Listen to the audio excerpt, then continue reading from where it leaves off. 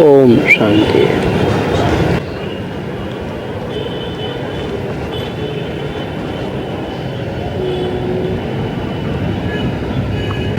अट्ठाईस दिसंबर 1967 को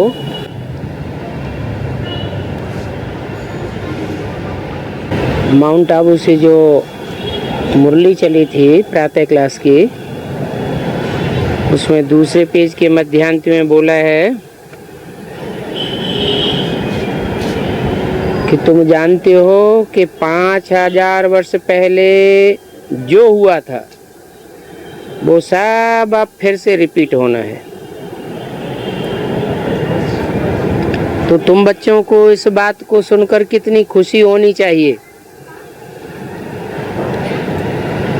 क्यों खुशी होनी चाहिए? क्योंकि शास्त्रों में विद्वान आचार्यों ने तो कल्प की आयो, चतुर्युग की आयो, लाखों वर्ष कह दी है, और तुम्हारी बुद्धि में अब आ जाता है कि 2500 वर्ष की तो सिर्फ हिस्ट्री मिलती है। हिस्ट्री कहा जाता है जिसके प्रूफ और प्रमाण मिलते हो मनुष्यों को, और 2500 वर्ष की हिस्ट्री मिलती ही नहीं। जो हिस्ट्री नहीं मिलती है वो है ईश्वरीय राज्य, दैवीय राज्य, और जिसकी हिस्ट्री मिलती है वो है आसुरी मनुष्यों का राज्य। जब से इब्राहिम, बुद्ध, क्राइस्ट, गुरु नानक आए, तब से ये मानवीय सृष्टि, मनुष्य गुरुओं की सृष्टि में दुख का राज्य शुरू हुआ। उस दुख के राज्य की हिस्ट्री मिलती है, लेकिन ईश्वर ने आकर के जो स्वर्ग का राज्य स्थापन किया था उसकी कोई हिस्ट्री नहीं मिलती।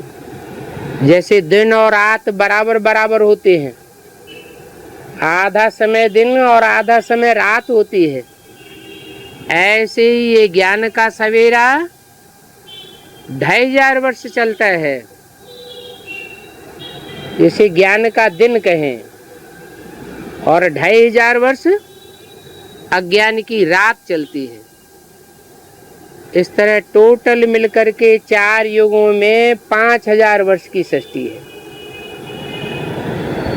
मोहनजोदड़ो हड़प्पा की जो खुदाई हुई थी उसमें भी जो पुरानी चीजें मिली हैं वो 5000 वर्ष पुरानी से ज्यादा कोई चीज नहीं मिली। महाभारत युद्ध के लिए भी कहते हैं आज से 5000 वर्ष पहले महाभारत युद्ध हुआ। भगवान आया था और भगवान ने आकर के गीता ज्ञान सुनाया। उसे गीता ज्ञान सुन करके पांडवों ने स्वर्गारोहण किया।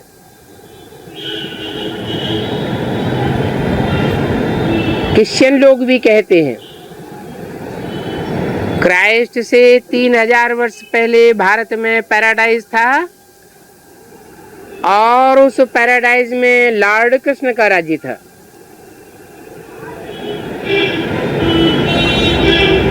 तो शास्त्रों में ये लाखों वर्ष कैसे कह दिया?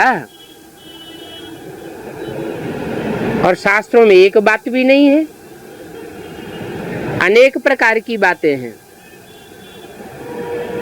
कुछ शास्त्रों में ये लिखा हुआ है कि चारों युगों की आयु बराबर बराबर होती है, 1250 वर्ष, 1250 वर्ष। चारों युगों में टोटल मिला करके 5000 वर्ष चतुर्युग की आयु गिनाई है।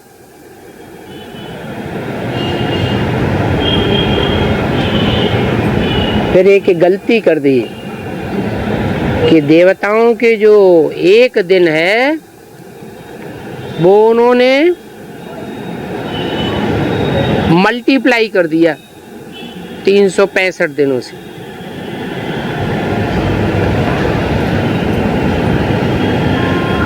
तो लंबी चौड़ी आयु सृष्टि की लिख दी है ताकि कोई उसका हिसाब किताब भी न निकाल पाए। अभी बाप ने आकर के बताया है ये सारी सृष्टि की आयु 5000 वर्ष है, और सृष्टि चक्र ज्यों का त्यों घूमता रहता है।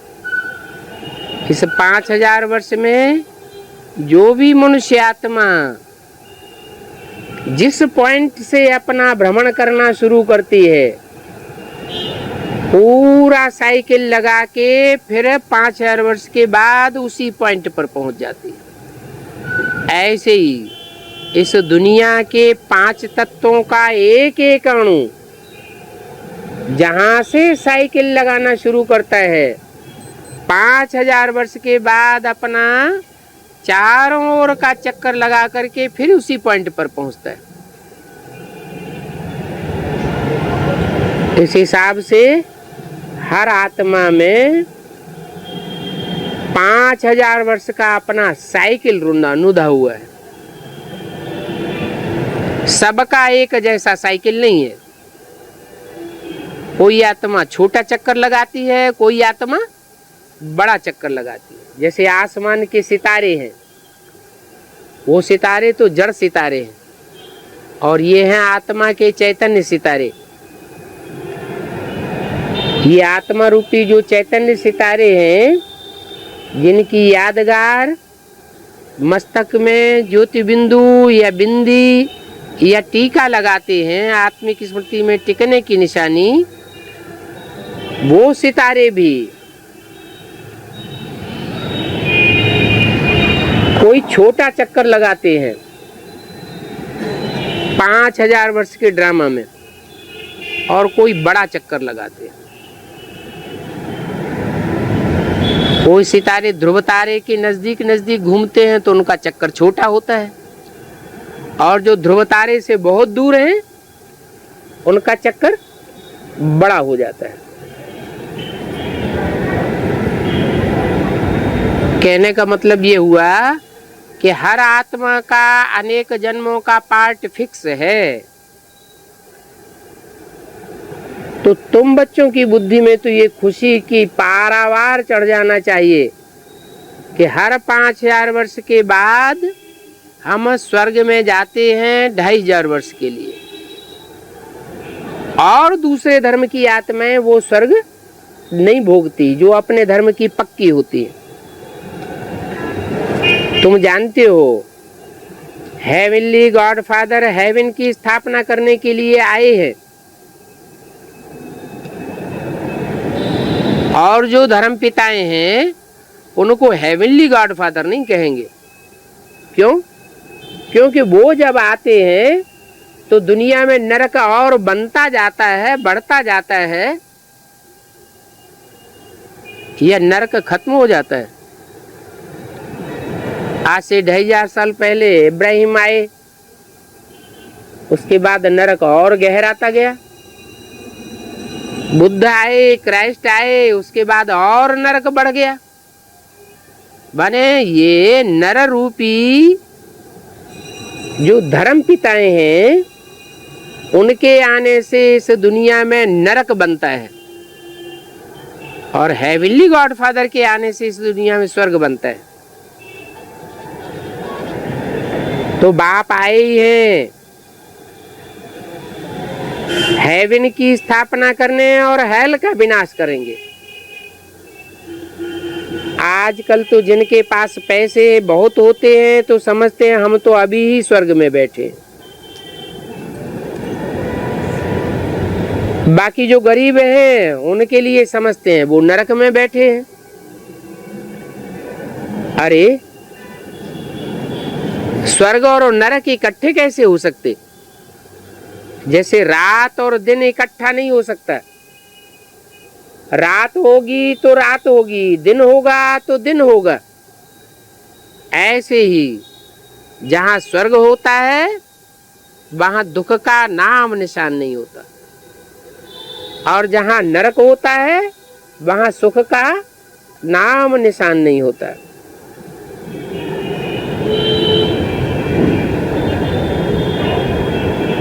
अगर स्वर्ग यहाँ ही है तो फिर यो क्यों कहते हैं कि फलाना स्वर्ग पधारा? फिर ये कहाना है तो झूठा हो जाता है कि स्वर्ग पधारा, माना यहाँ स्वर्ग नहीं है, जरूर नरक में था तब तो कहते हैं स्वर्ग में पधारा। तो तुम बच्चे भी पहले नरक में थे, अब तो वो बाप आया हुआ है हमको स्वर्ग में ले जाने का रास्ता बताने के लिए। दीपमाला भी मनाते हैं। उसमें क्या होता है? ये दीप आत्मा रूपी दीपकों की निशानी है। जैसे दीपमाला मनाते हैं तो सारे दीपक जगाए दिए जाते हैं। पहले एक बड़ा दीपक जगता है, तो मनुष्य सृष्टि का जो पहला दीपक है, जिसे मनुष्य सृष्टि का बीज कहा जाता है, प्रजापिता, वो पहले जगता है। उसको कहते हैं धर्मराज का दीवा। जब वो जगता है तो उस एक दीपक से अनेक सारे ही दीपक नंबरवार जगाए दिए जाते हैं। तो दीपमाला में सबका दीप जग जाता है, घर घर में सोजरा हो जाता है। और दीपमाला अभी ही मनाते हैं सच्ची सच्ची, क्योंकि अभी तुम सब बच्चों के आत्मा रूपी दीपक जग रहे हैं।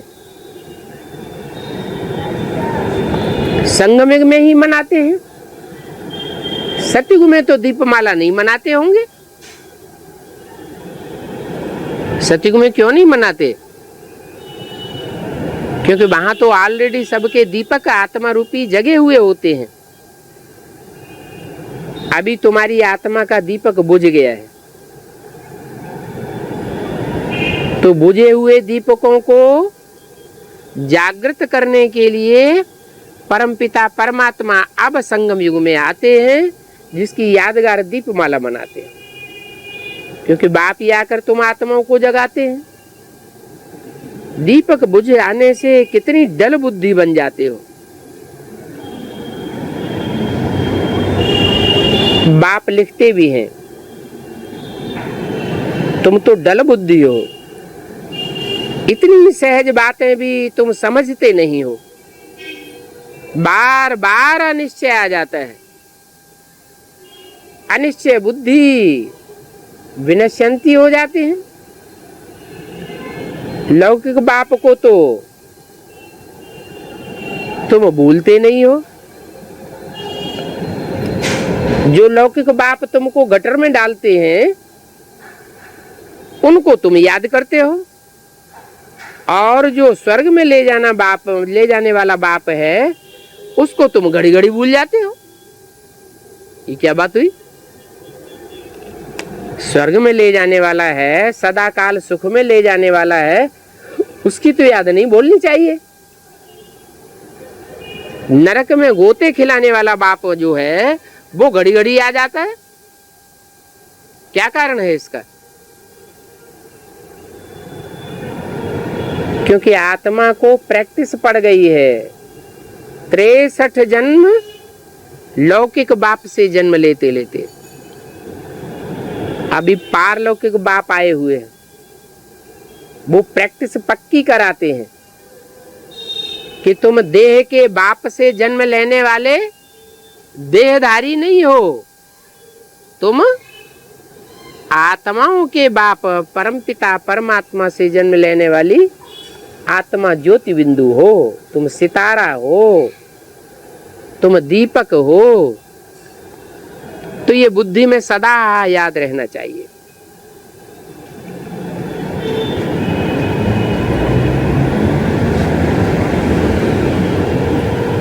माया तुमको थप्पड़ लगाए देती है, थप्पड़ लगाए देती है तो गिर जाते हो। इसलिए बहुत खबरदार रहना है। फिर लिखते हैं, बाबा हम क्या करें, हम तो विकारों में गिर गए। बाप कहेंगे, ये क्या, मैं अभी आया हुआ हूं तुमको पतित से पावन बनाने के लिए, फिर तुम ये गंदे काम क्यों करते हो, काला मुंह क्यों कर लेते हो। काला मुंह क्यों कहा जाता है? क्योंकि आत्मिक स्थिति से जब नीचे गिरते हैं तो चेहरे की आब उतर जाती है। आत्मिक स्थिति में जब टिके हुए होते हैं तो चेहरे की आब चढ़ जाती है।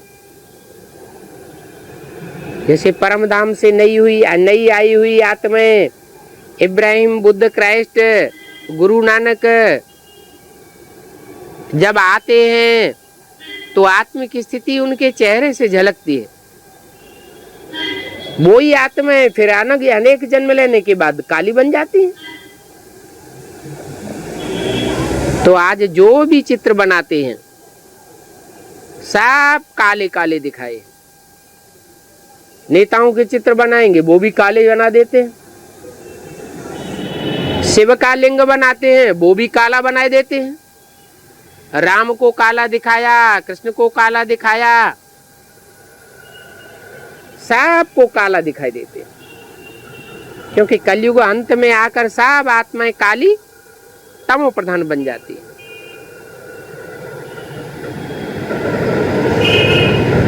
तो काला मुंह करते हैं तो काला मुंह करते करते काले हो जाते हैं। फिर बाबा कभी ऐसा काला मुंह करने वालों का नाम नहीं लेते हैं। कह देते हैं वो तो मर गया, 5वीं मार से नीचे गिर गया। ऐसे बहुत गिरते हैं। तो ये हार और जीत होती है ना। जितना समर्थ बाबा है रावण भी उतना ही समर्थ है।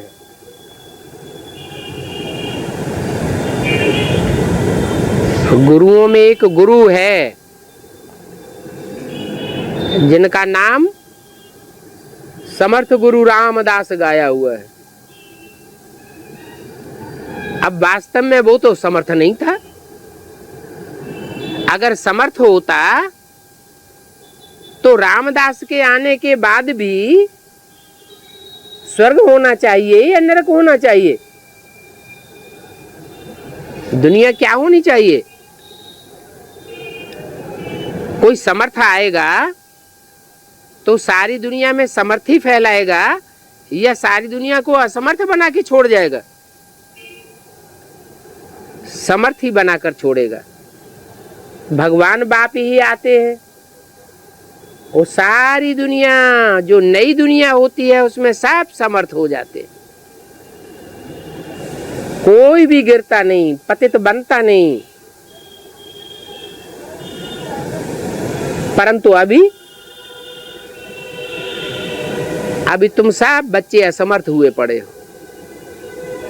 ये 63 जन्मों की असमर्थी का अभ्यास है जो पक्का हो गया है।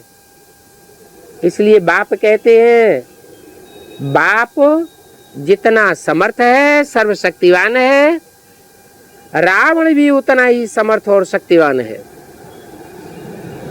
मनुष्यों विचारों को तो माया का पता ही नहीं है कि माया किसको कहा जाता है।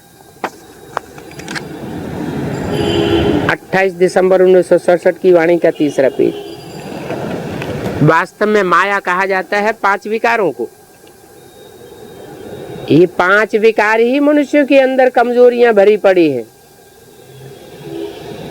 तुम इन 5 विकारों पर जीत पाते हो। बाप आकर के तुमको जीत पहना सिखलाते हैं। मनुष्य रावण को जलाते हैं, कितना खर्चा करते हैं। मैसूर का महाराजा कितना दशहरे का जश्न मनाते हैं। मैसूर के महाराजा का उदाहरण क्यों दिया है?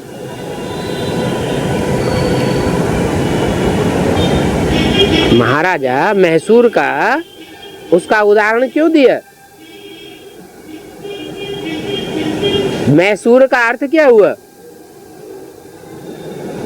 मैं सूर्य।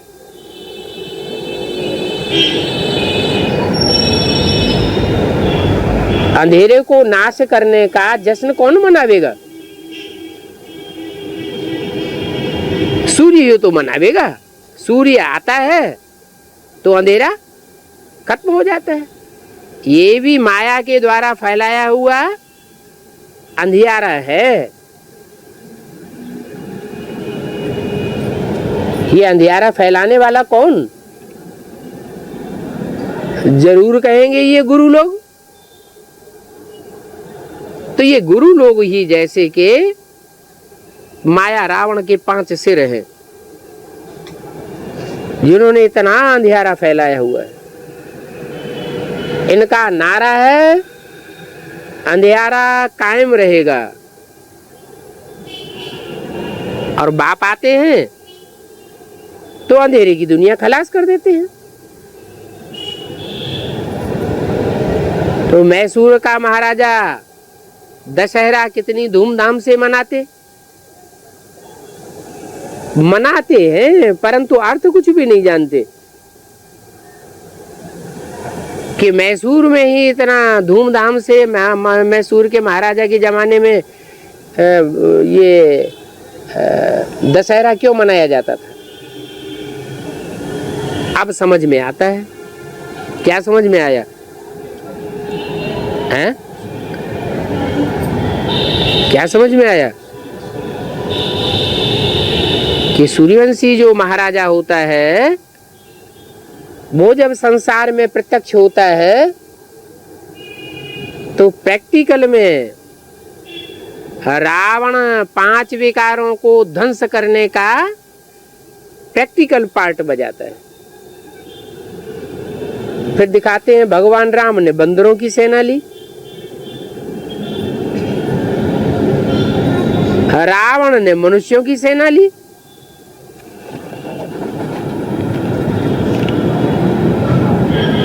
राम को बंदर ही मिले और रावण को मनुष्य मिल गए। कैसी कैसी वंडरफुल बातें बनाई दी है कहाँ की यादगार? संगम की यादगार है। वास्तव में कलयुग के अंतिम जन्म में इस सृष्टि पर मनुष्य आत्माएं हैं कोई, जो पहले सूर्यवंशी 16 कला संपूर्ण देवताएं थे। वही देवताएं जब नीचे गिरते हैं तो अति के नीचे में गिर जाते हैं, अति के ऊंच उठते हैं तो अति की नीचे भी गिरते हैं। जैसे बंदर में जितने विकार होते हैं उतने विकार और कोई जानवर में नहीं होते। तो बंदरों की सेना की बात नहीं है, बंदर जैसे मनुष्यों की बात है।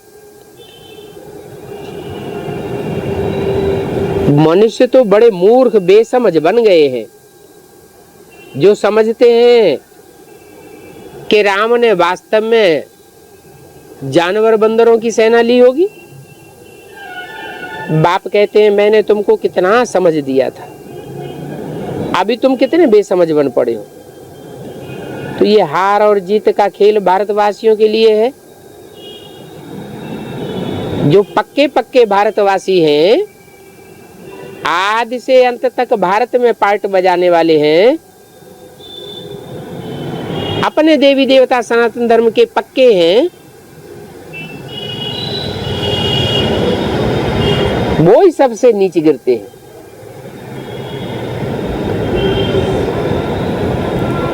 उन्हीं की जीत होती है जब बाप आते हैं, और उन्हीं की हार भी सबसे जास्ती होती है जब बाप को भूल जाते हैं। तो भारतवासियों के लिए ये खेल बना हुआ है, बाकी तो सब हैं बाई प्लॉट्स। भारतवासी बहुत गिरे हुए हैं और धर्म वालों को बहुत गिरा हुआ नहीं कहेंगे।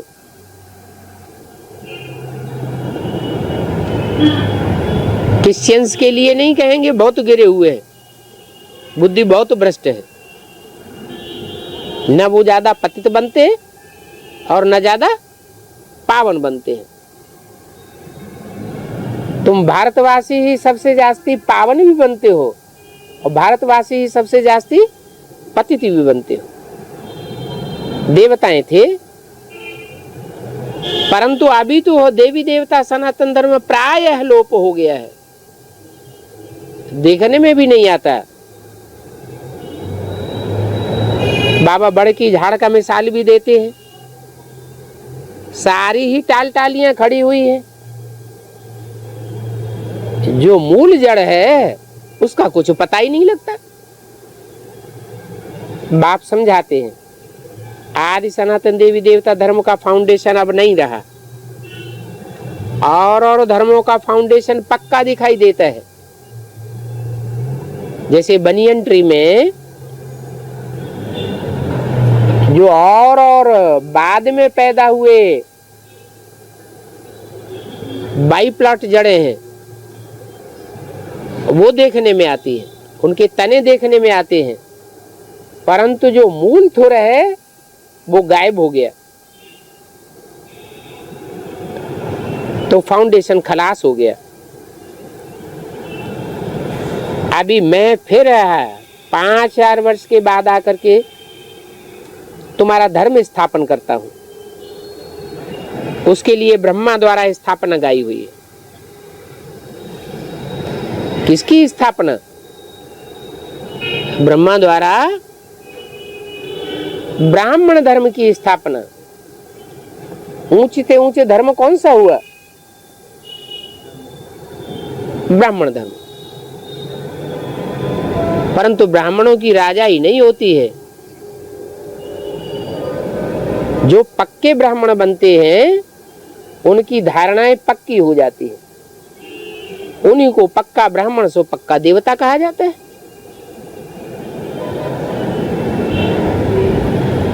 वो देवताएं आदि सनातन देवी देवता धर्म के कहे जाते हैं। दिखाते हैं विष्णु की नाभि से ब्रह्मा निकला, परंतु अर्थ थोड़े ही समझते हैं कि विष्णु की नाभि से ब्रह्मा कैसे निकला। यज्ञ के आदि में जब भगवान बाप आते हैं तो जरूर अंतिम जन्म में कोई प्यार होता है जिनके संस्कार आपस में मिलते हैं। युग के अनुसार उनके जितने संस्कार आपस में मिलते हैं उतना और कोई के संस्कार नहीं मिलते, तो उनको कहेंगे विष्णु। फिर विष्णु की नाभि से ब्रह्मा कब निकला? कहेंगे कि आदि में जो फाउंडेशन डाला गया उससे जो उत्पत्ति हुई टाइटलधारी ब्रह्मा की सन 47 में, वो सनातन देवी देवता धर्म का जैसे फाउंडेशन पड़ा। परंतु वो फाउंडेशन डुप्लीकेट कहेंगे या पक्का फाउंडेशन कहेंगे? कैसा फाउंडेशन कहेंगे? सन 47 में ब्रह्मा प्रत्यक्ष हुआ। बाप कहते हैं मैं जिस तन में भी प्रवेश करता हूं उसका नाम ब्रह्मा रखता हूं। पहले तो बाबा मुरली नहीं चलाते थे, फिर जब बाप ने प्रवेश किया तो मुरली चलाना शुरू किया, तो उसे साबित हुआ कि शिव बाप ने ब्रह्मा में प्रवेश किया सन 47 में। सन 47 से मुरली निकलती चली आई है, और कब तक चलती रही? सन 47 से लेकर के सन 68 तक मुरली चली। कितने साल? 21 साल हुए। 21 साल मुरली का फाउंडेशन पड़ा। तो क्या कहें कि ब्रह्मा द्वारा काहे की स्थापना हुई? ब्राह्मण तैयार हुए, नंबरवार कच्चे पक्के ब्राह्मणों का फाउंडेशन पड़ गया। परंतु उनको देवता तो नहीं कहेंगे। जो ब्राह्मण बनते हैं उन ब्राह्मणों को फिर शिक्षा दे करके ब्राह्मण से देवता बनाया जाता है।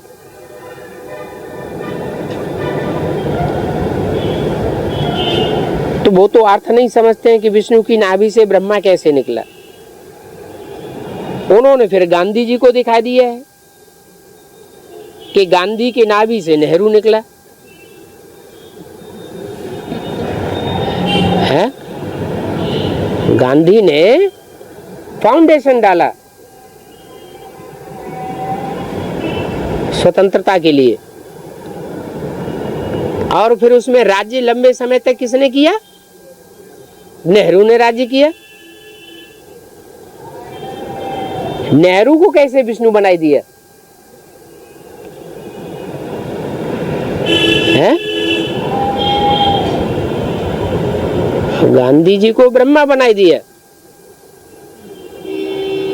माना ब्रह्मा बाबा भी कहते थे स्वर्ग लाऊंगा, स्वर्ग लाऊंगा, स्वर्ग में जाऊंगा, स्वर्ग में जन्म लूंगा, राम राज्य आवेगा। लेकिन कहते कहते शरीर छूट गया, राम राज्य नहीं आया। गांधी जी भी क्या कहते कहते चले गए, राम राज्य आवेगा आवेगा। राम राज्य की जगह और क्या आ गया? रावण राज्य आ गया। नेहरू गद्दी पे बैठे, उन्होंने ढेर सारी प्लानिंग निकाल दी। एक बार प्लानिंग, दो बार प्लानिंग, हर पांच साल के बाद नई नई प्लानिंग। यहां तो बाप आकर के एक ही बार प्लानिंग करते हैं और उस प्लानिंग में तुम बैगर टू प्रिंस बन जाते हो। बार बार प्लानिंग करने की दरकार ही नहीं रहती। तो देखो कितना फर्क हो गया। तो बाप कहते हैं ये दुनिया इरिलीजियस है। दिखाते हैं नेहरू की नाभि से शास्त्री निकला। क्या? विष्णु की नाभि से कौन निकला? शास्त्र बनाने वाला, शास्त्र को समझने वाला शास्त्री निकला। ऐसे ऐसे चित्र बनाए देते हैं। बेसमझ दुनिया का ये हाल है। बाप कहते हैं ये रिलीजियस दुनिया है, अनलॉफुल दुनिया है, इंसॉल्वेंट है। पहले तुम क्या थे जब बाप ने तुम्हारी रचना की, और अब तुम क्या बन गए हो? अभी फिर तुम सीढ़ी उतरते आए हो। अभी फिर तुमको बाप पढ़ाई रहे हैं। बाप पढ़ाई कर तुमको कितना ऊंचा बनाते हैं। क्या आज की पढ़ाई पढ़ करके क्या बनते हैं? क्या बनते हैं? आज जो पढ़ाई पढ़ाई जा रही है स्कूलों में, कॉलेजों में, यूनिवर्सिटीज में, तो क्या बनते हैं? हैं? नौकर बनते हैं। नौकर पेशा ही तो बनते हैं, राजा तो नहीं बनते। और बाप आकर क्या बनाते हैं? राजा बना देते हैं। नौकर पेशा का चाहे कितना भी ऊंचा ऑफिसर हो, फिर भी उसे कोई न कोई के अंडर में काम करना पड़े। और राजा, राजा चाहे छोटा हो और चाहे बड़ा हो, राजा के ऊपर तो कोई और कंट्रोल करने वाला होता नहीं। तो बाप आकर के तुमको कितना स्वतंत्र बनाते हैं। मनुष्य नरक बनाते हैं, नर बनाते हैं नरक। और स्वस्थिति में सदैव रहने वाला बाप आकर के तुमको स्वर्ग की दुनिया में ले जाते हैं। बाप पढ़ाई रही है, यह दादा भी पढ़ते हैं। कौन हुआ दादा? है? दादा किसको कहा जाता है? बड़े भाई को दादा कहा जाता है। नई सृष्टि जब सतयुग की शुरुआत होती है तो पहला पहला बच्चा, पहला पहला सृष्टि रूपी वृक्ष का पत्ता कौन होता है? कृष्ण। वही कृष्ण अंतिम जन्म में आकर के दादा लेखराज ब्रह्मा के रूप में जन्म लेता है। तो जैसे जो भी मनुष्य आत्माओं ने जन्म लिया, उन जन्म लेने वाली में, जन्म मरण के चक्र में आने वाली आत्माओं में पहला पहला पत्ता या बड़ा भाई कौन हुआ? दादा लेखराज ब्रह्मा हुआ। तो ये दादा भी पढ़ते हैं।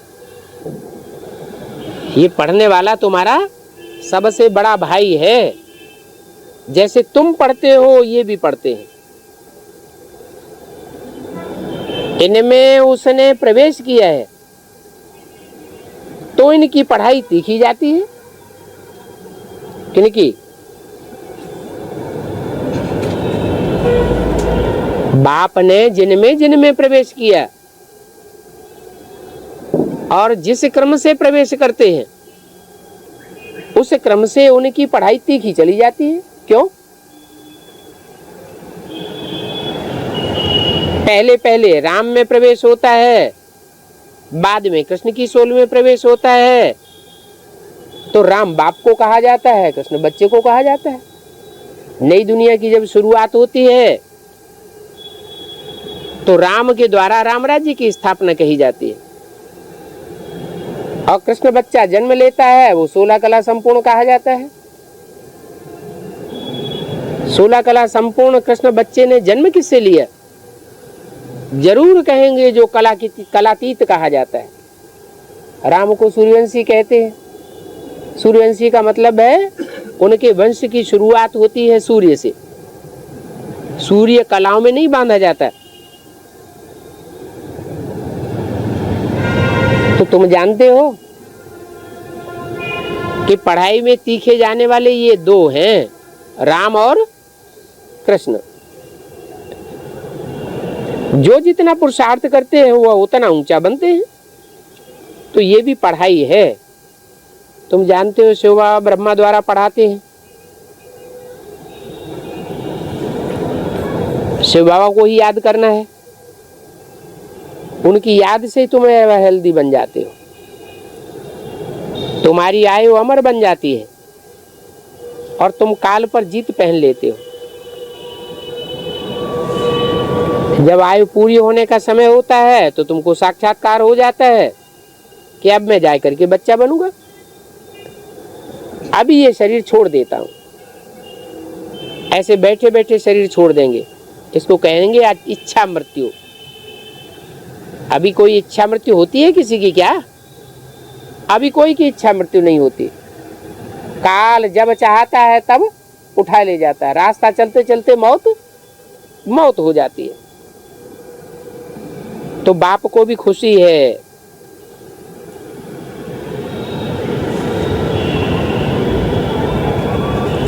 इन बाबा को भी खुशी है कि मैं जाकर के बच्चा श्री कृष्ण बनूंगा। तुम भी यहाँ आए हो नर से नारायण बनने के लिए। ये है ही राजयोग। राजयोग क्या है? नर से नारायण बनाने वाला, नर से प्रिंस बनाने वाला नहीं है। क्या? डायरेक्ट नर से तुम नारायण बनते हो। साथ में प्रजायोग भी है, राजयोग भी है। और जो राजयोग की पूरी पढ़ाई नहीं पढ़ते हैं तो प्रजा में चले जाते हैं, तो प्रजा योग भी है। प्रजा किसे कहा जाता है? जा माने जन्म लेना, प्रा माना प्रकृष्ट रूप से। जो मुख्य रूप से जन्म लेता है उसको कहा जाता है प्रजा। बच्चा जन्म लेता है बाप से तो उसकी प्रजा हो गई। बाप कहा जाता है, घर का राजा कहा जाता है, और जो भी घर के बच्चे हैं वो उसकी प्रजा हो गई। तो सतयुग में जो कृष्ण बच्चा पैदा होगा और उसको जन्म देने वाला बाप होगा, तो कृष्ण बच्चा हुआ प्रजा और बाप क्या हुआ? है वो तो बाप ही हो गया। तो बाप और प्रजा का संबंध बन गया। प्रजा है वो फर्स्ट क्लास, कृष्ण बच्चा। तो बताया जरूर कृष्ण बच्चे ने राजयोग नहीं पढ़ा है। क्या? अगर राजयोग पढ़ा होता तो नर से क्या बनता? नारायण बनता। क्या पढ़ा है? राजाई की पढ़ाई तो नहीं पढ़ी, लेकिन प्रजापद तो पाया। न पढ़ने वालों में सबसे ऊंच पद पाई लिया। तुम तो नारायण बनने के लिए आए हो, और प्रजा तो ढेर बनती है। ऐसे नहीं कि एक कृष्ण ही प्रजा वर्ग में बनेगा। बाप के बच्चे तो ढेर के ढेर होंगे। कल पहले जो स्थापना हुई थी वो ही होगी। जो यहाँ के हैं उन्हों को तीर लग जाता है। यहाँ के हैं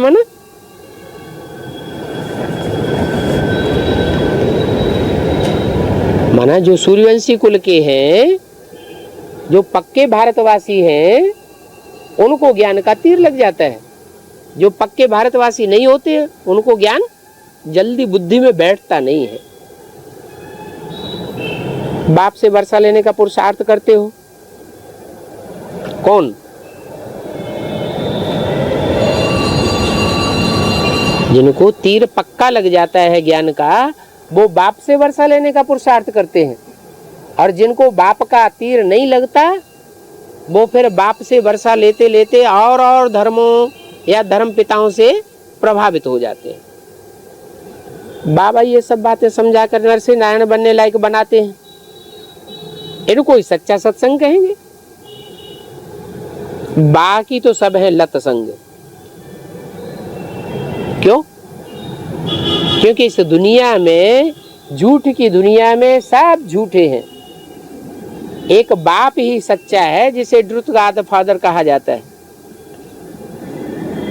एक सच्चा और बाकी सब झूठे। कहते हैं गुरु अनेक और सदगुरु एक। तो सदगुरु से सत्संग होता है, और मनुष्य गुरुओं से सत्संग नहीं कहा जा सकता। भक्ति मार्ग में है उतरती कला, इसलिए वो सत्संग नहीं है।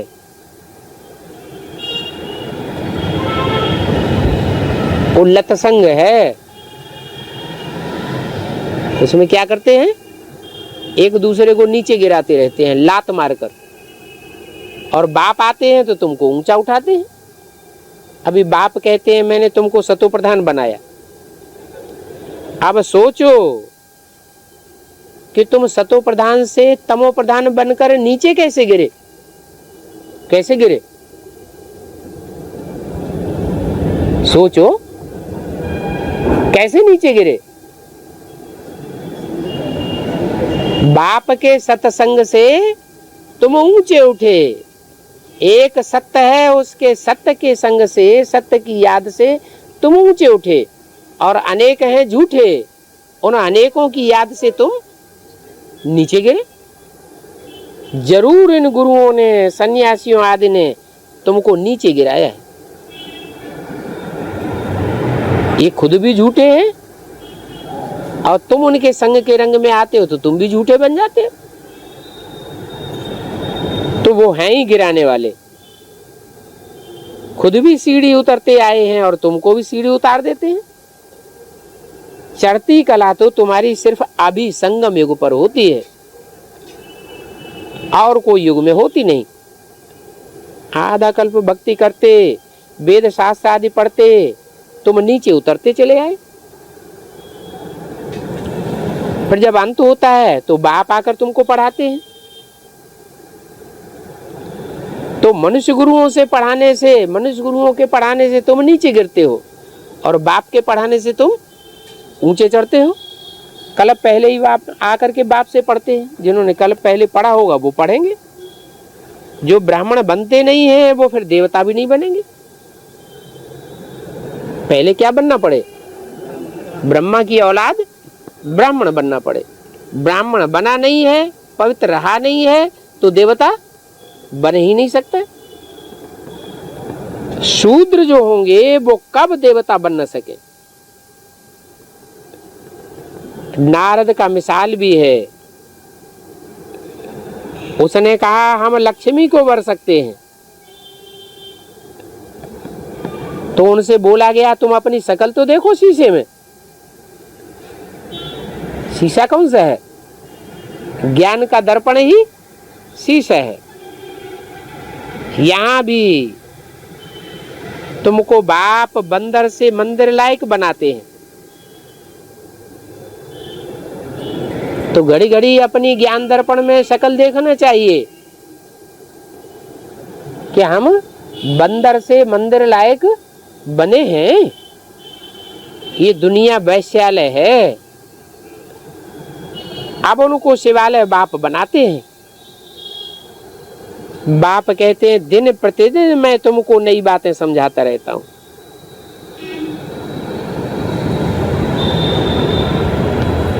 दिन प्रतिदिन नई बातें समझाता रहता हूं।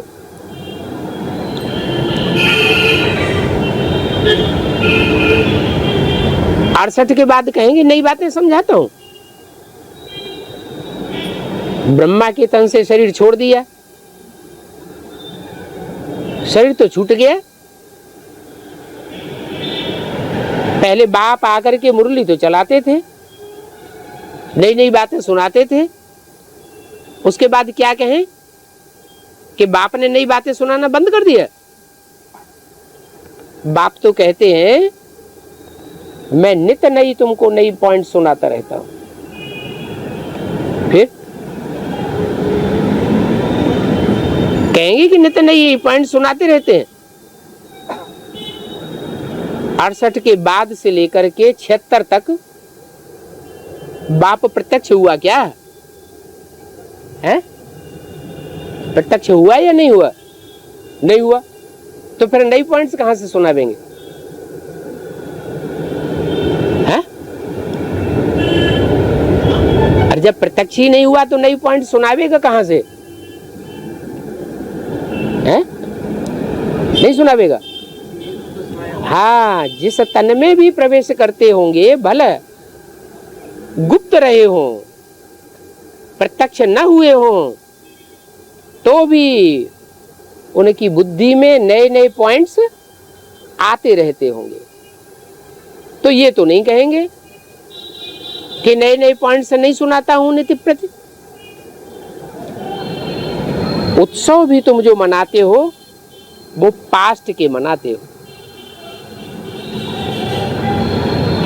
भक्ति मार्ग में ये सब मनाना करना होता है, ज्ञान मार्ग में प्रैक्टिकल होता है। भक्ति मार्ग में कितना खर्चा करते हैं। अभी तुम अपने लिए अपना राज्य स्थापन कर रहे हो योग बल से, इसमें खर्चे आदि की बात नहीं है। बाप तो कहते हैं घर गृहस्थ में रहते कमल फूल समान पवित्र रहो, और ये सुदर्शन चक्र तुम्हारे लिए है। तुमको यानी आत्मा को सृष्टि के आदि मध्य अंत का ज्ञान मिला हुआ है। उस ज्ञान में रमण करते रहो। ये तीसरा नेत्र तुमको मिला हुआ है। तुम त्रिकालदर्शी और त्रिनेत्री हो। आदि मध्य अंत को तुम जान गए हो और तो कोई नहीं जानते। ये चक्र कैसे फिरता है वो भी कोई नहीं जानता। अभी तुम कहेंगे हम बाप के जीवन कहानी को भी जानते हैं, सृष्टि के आदि मध्य अंत को भी हम जानते हैं। बाकी धारणा तो नंबरवार पुरुषार्थ अनुसार होती है। कितना बड़ा स्कूल है, इनको कहा जाता है गॉड फादरली यूनिवर्सिटी। बाप आकर नरसे नारायण बनाते हैं, आकर के नरसे नारायण बनाते हैं, या ब्रह्मा के तन में आते थे, मुरली सुनाते थे, फिर ब्रह्मा का तन छूट गया, बाद में नरसे नारायण अपने आप बनते रहते हैं? नहीं, बाप आकर के तुमको नरसे नारायण बनाते हैं। ऐसे नहीं आकर ज्ञान सुनाकर चले जाते हैं और तुम नारायण बनते रहते हो। ये नॉलेज सोर्स ऑफ इनकम है, बेहद का बाप ही तुमको नॉलेज देते हैं। बेहद का बाप कैसे? और जो बाप होते हैं सामान्य बाप होते हैं, 10, 20, 50 बच्चों के बाप होंगे। धर्म पिताएं होते हैं, इब्राहिम, बुद्ध, क्राइस्ट, लाख, 2 लाख, करोड़, 100 करोड़, 150 करोड़ के भी बाप होते हैं। क्रिश्चियन इस समय कितने होंगे? 100-150 करोड़ क्रिश्चियंस होंगे सारी सृष्टि पर, परंतु उनको भी हद का बाप कहेंगे। और ये है बेहद का बाप। सारी मनुष्य सृष्टि उस बाप को याद करती है। कोई किस रूप में याद करती है, कोई किस रूप में याद करती है, असली रूप का तो किसी को पता ही नहीं। तो बेहद का बाप आकर के तुमको नॉलेज देते हैं। असली नॉलेज ये है, और सबकी है नकली नॉलेज। इस असली नॉलेज से तुम असल ऊंच बन जाते हो। कैसे असल ऊंच बन जाते हो? कि और जितनी भी मनुष्य आत्माएं हैं या देवताएं हैं, उन सब की शास्त्रों में ग्लानि हुई है। एक आत्मा ऐसी है जिसकी कोई ग्लानि नहीं होती। तो ऐसे तुम असल ऊंच बन जाते हो। कौन पढ़ाता है उनको? बेहद का बाप उनको पढ़ाई पढ़ाते हैं। एम ऑब्जेक्ट ये सहज राजयोग की है। जिस सहज राज को सीख करके तुम नर से नारायण बनते हो, बाप को याद करते हो।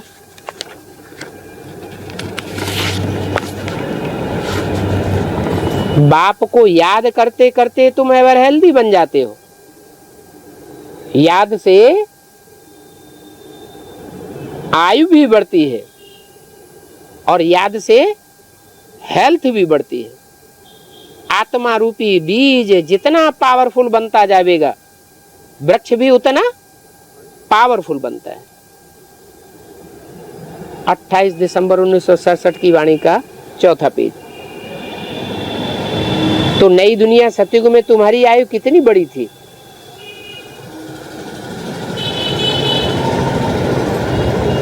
फिर त्रेता में कम हो गई, द्वापर में और कम हुई, कलयुग में और कम हो गई।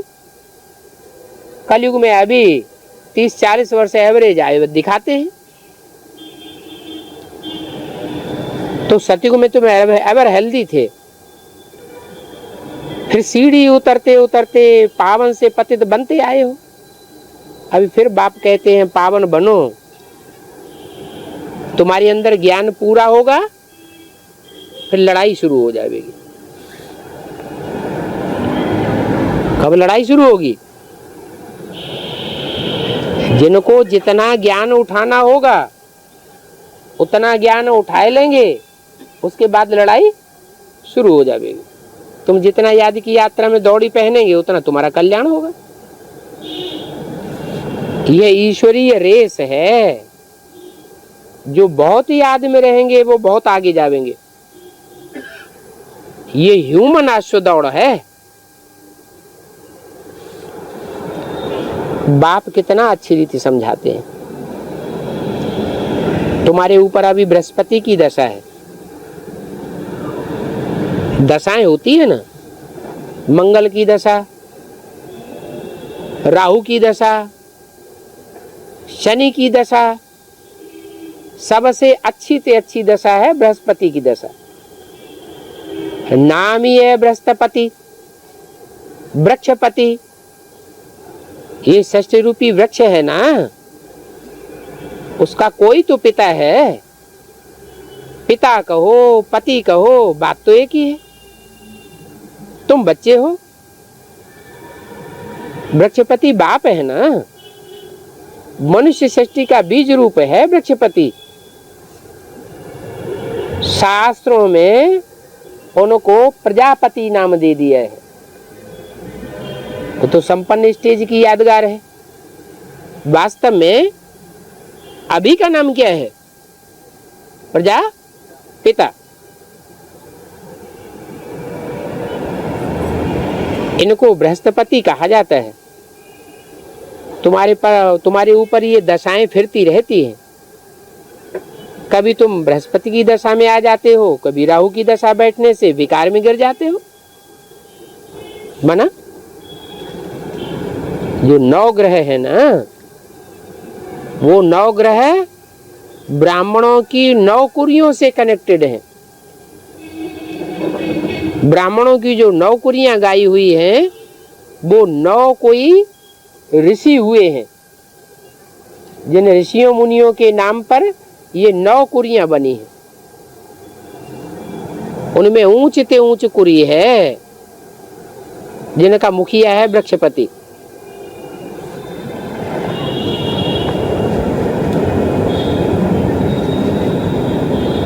तुम्हारी ये पढ़ाई पढ़ने से कमाई बहुत भारी हो जाती है। कोई तो बिल्कुल ही भरतू आते जाते हैं, जो अच्छी रीति पढ़ेंगे तो कहेंगे बृहस्पति की दशा, राहु की दशा फिर गिराए देती है। तो बाप तुम बच्चों को सभी बातें समझाते रहते हैं, पूछने की दरकार नहीं रहती है। और तुम क्या पूछेंगे? पहले तुम कुछ जानते थे क्या? बाप ने आकर के तुमको तीसरा नेत्र दिया तो तुमको ज्ञान आया। तुम तो पहले कुछ भी नहीं जानते थे। इसलिए बाबा ने समझाया था, जो रचयिता और रचना के आदि मध्य अंत को नहीं जानते हैं, वो तो इडियट हैं। कितने बड़े बड़े म्यूजियम आदि बनाते रहते हैं, परंतु जानते कुछ भी नहीं है। खर्चा कितना होता है?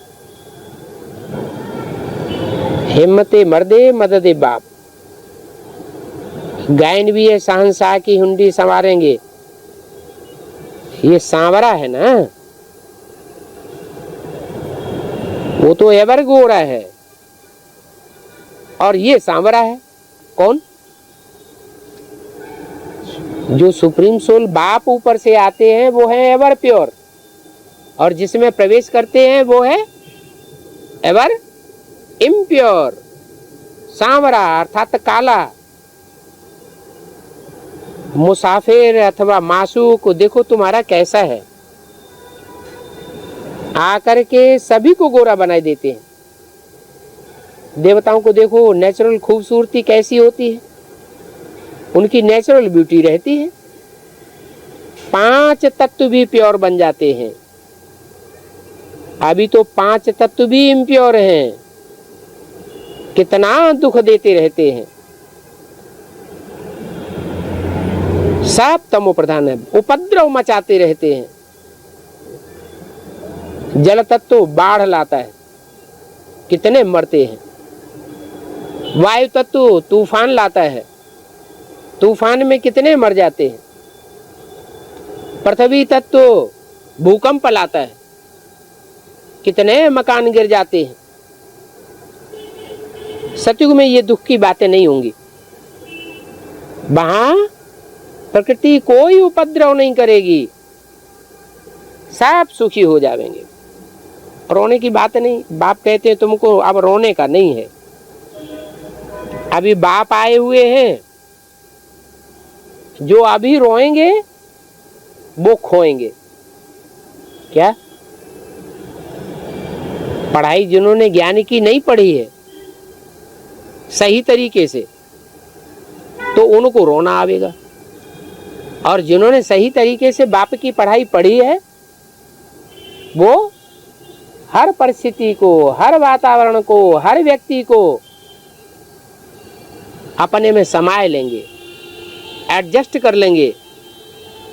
दुख का नाम निशान नहीं आना चाहिए।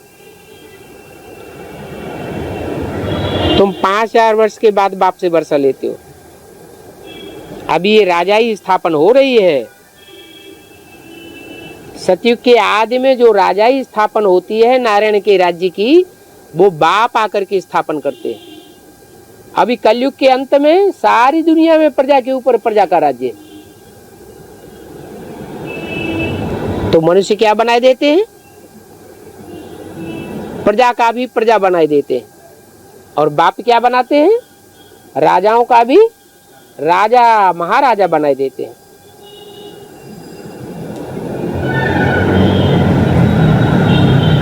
इसमें तो फिर नंबरवार हैं, कोई राजा भी बनते हैं, कोई प्रजा भी बनते हैं। प्रजा बनते बनते फिर कोई वारिस भी बन जाते हैं। प्रजा बनने के लिए ये प्रदर्शनी है। क्या कहा? जो पर्सनल पढ़ाई पढ़ाई जाती है, एक एक को बैठ करके समझाते हैं, उससे वारिस तैयार होते हैं। और ढेर के ढेर लोगों को इकट्ठी प्रदर्शनी में समझाया जाता है, उससे क्या बनते हैं? उससे प्रजा बनती है। जिन्होंने बहुत भक्ति की होगी वो तो बहुत चटक पड़ेंगे। 63 जन्मों में जो भक्ति की है, बहुत भक्ति करने वाले बहुत ज्ञान उठावेंगे। सतो प्रधान भक्ति की है, वो सतो प्रधान ज्ञान उठावेंगे। जो तमो प्रधान भक्ति करने वाले हैं वो तमो प्रधान ज्ञान उठाते हैं। तमो प्रधान भक्ति किसे कहा जाता है? अनेकों मूर्तियां, अनेकों चित्र, अनेकों को याद करते रहते हैं, तो वो हो गई बेविचारी पूजा, तमो प्रधान भक्ति। तुम तो एक बाप को याद करते हो। एक को याद करेंगे तो अब बेविचारी बनेंगे, या अनेकों को याद करेंगे तो अब बेविचारी बनेंगे? एक को याद करने से तुम अब बेविचारी बुद्धि बन जाएंगे। तुम्हारे घराने के जो होंगे वो ही आवेंगे। कोई आकर के चले जाते हैं, फिर आ जाते हैं। चले जावेंगे तो जावेंगे कहाँ? हट्टी तो एक ही है। तुम खर्चा करके अखबारों में भी डाल सकते हो। आगे चलकर जब तुम्हारा प्रभाव निकलेगा तो फिर आगे आप ही अखबारों में डालते रहेंगे। तुमको पैसा देने की भी दरकार नहीं पड़ेगी। अभी तुम्हारी ये चढ़ती कला सुखधाम में भी जाए, समय पास होता है, थोड़ा थोड़ा करते करते तुम सीढ़ी नीचे उतरते आते हो। अंत में बाप आकर चढ़ती कला कर देते हैं। सर्व का सदगति दाता एक ही बाप है। कहते हैं वर्ल्ड में पीस हो जावे। अब पीस तो निराकारी दुनिया में होती है, ऐसा साकारी दुनिया में, अशांति की दुनिया में पीस कैसे स्थापन हो जाएगी? यहाँ तो पार्ट बजाना है। सत्य को नई दुनिया में एक धर्म एक राज्य था, पीस, प्योरिटी, प्रॉस्पेरिटी थी, एक भाषा थी, एक धर्म था, एक राज्य था। लड़ाई आदि की कोई बात नहीं। योग बल से तुम ऐसा राज्य लेते हो, तुम कोई को भी कह सकते हो शिव बाबा निराकार है। क्या शिव बाबा जैसे निराकार है, वो धर्म पिताएं भी जब सात्विक स्टेज में आते हैं, सब धर्म अपने धर्म को सात्विक स्टेज में स्थापन करते हैं, तो वो भी कैसी स्टेज में होते हैं? वो भी निराकार स्टेज में होते हैं। बाप कहते हैं अभी माम एकम याद करो, और सब देह अभिमानी बन चुके हैं। मैं एक ही हूं जो निराकारी स्टेज वाला हूं। देह से देह के सब धर्मों को छोड़ो। तुम बच्चे बृहस्पति की दशा को लेकर के आए हो पढ़ने के लिए। जितना पढ़ेंगे उतना नंबरवार पुरुषार्थ अनुसार पास होंगे। बच्चे अच्छे पढ़ते हैं तो बाप भी खुश होते हैं, टीचर भी खुश होते हैं। सपूत और कपूत बच्चे तो होते हैं ना। इस समय बाप तुमको देही अभिमानी बनाते हैं, और कोई जन्म में तुम देही अभिमानी नहीं बनते हो। आत्मा जो पतित बनी है उनको पावन बनना है। शिव बाबा कहते हैं नाम रूप से न्यारा है, तुमको भी नाम रूप से न्यारा बनना है। शरीर का भान छोड़ दो तो नंगे वापस जाएंगे। तुम ही पतित बने हो, तुमको ही पावन बनना है। अच्छा, मीठे मीठे सिकिल दे बच्चों प्रति रूहानी बाप व दादा का याद प्यार। Good morning. रूहानी बाप की रूहानी बच्चों को नमस्ते। ओम शांति।